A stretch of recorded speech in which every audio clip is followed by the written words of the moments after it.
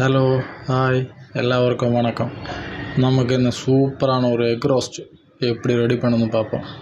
அதுக்கு வேண்ட நமக்கு 2 வெங்காயம் வேணும், ஒரு தக்காளி, 2 பீஸு இஞ்சி, ஒரு 7 பூண்டு, 6 பச்சை மிளகாய், அப்புறம் வந்துட்டு நமக்கு ஒரு 3 முட்டை. இது போதும். நமக்கு ஒரு 3 முட்டை ஸ்டீம் பண்ணலாம். ஒரு 10 நிமிஷத்துக்குள்ளே அந்த முட்டை ரெடி ஆகிடும். அப்புறம் நமக்கு என்ன பண்ணுறதுட்டா, இதெல்லாம் வந்து ஸ்லைஸ் ஆகிட்டு கட் பண்ணி வைக்கணும். இது போல் எல்லாம் கட் பண்ணி வைக்கணும். இஞ்சி பூண்டு பேஸ்ட் ஆகണ്ട, இந்த மாதிரி ஸ்லைஸாக கட் பண்ணியாக போதும். நமக்கு ஒரு பேன் வச்சுட்டு அதில் கொஞ்சம் ஆயில் ஊற்றி கொடுங்க. ஆயில் ஊற்றும்போதேக்கு ஆயில் மேக்ஸிமம் கம்மி பண்ணி ஊற்றுங்க. ஆயில் எவ்வளோ கம்மி பண்ணி ஊற்றணும் அത്രയും നമുക്ക് உடம்புக்கு நல்லது. நான் கொஞ்சம் கம்மி தான் பண்ணி ஊற்றிருக்கேன். നമ്മളെ മുട്ട ഇവിടെ റെഡി ആയിരിക്കുകയാണ്. அவங்க சூப்பராக ஸ்டீம் ஆகி இனி அது கொஞ்சம் பச்சை தண்ணியில் போடணும். ஆயில் நல்லவண்ணம் சூடாയിരിക്കുകയാണ്. അപ്പോൾ நம்ம ഗ്രീൻ ചില്ലി ആഡ് பண்ணணும். ഗ്രീൻ ചില്ലി நல்லவண்ணம் ஒயிட் கலர் ஆகணும். அது வரைக்கும் நமக்கு இது மிக்ஸ் பண்ணி கொடுக்கும். பாருங்கள், க்ரீன் கலர் ஒயிட் ஆகிட்டா. க்ரீன் சில்லி ஒயிட் ஆகிப்போதைக்கு நமக்கு அதில் வெங்காயம் ஆட் பண்ணலாம். இதில் வெங்காயம் ஆட் பண்ணணும்.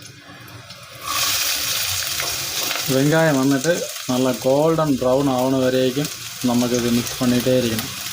அப்போ தான் அதுக்கு டேஸ்ட் வரும். சூப்பராகிட்டு நல்லா சூப்பராக கோல்டன் ப்ரௌன் ஆகிருக்கணும்.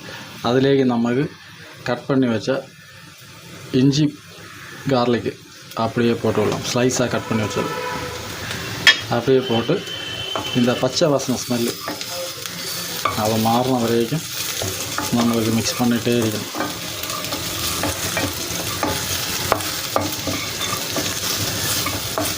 இந்த பச்சை வாசனை எல்லாம் போயிட்டு அதுக்கப்புறம் நமக்கு தக்காளி ஆட் பண்ணலாம். தக்காளி ஆட் பண்ணி நல்லா மிக்ஸ் பண்ணலாம். 1/2 டீஸ்பூன் உப்பு கூட ஆட் பண்ணிவிட்டு நல்லா ஒன்று மிக்ஸ் பண்ணலாம். தக்காளி எல்லாம் வந்துட்டு சூப்பராக வந்துருக்கு.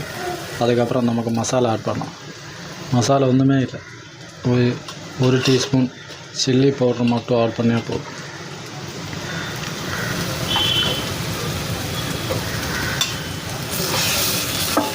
வேறு ஒரு மசாலையில் ஆட் பண்ணுறேன்.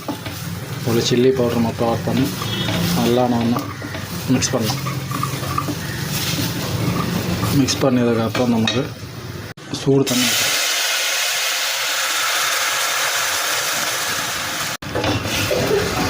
அப்புறம் ஒரு 10 நிமிஷம் அடைச்சி வைக்கலாம். ഇത് നമ്മുടെ കറി നല്ലവണ്ണം തിളച്ചിരിക്കുകയാണ്.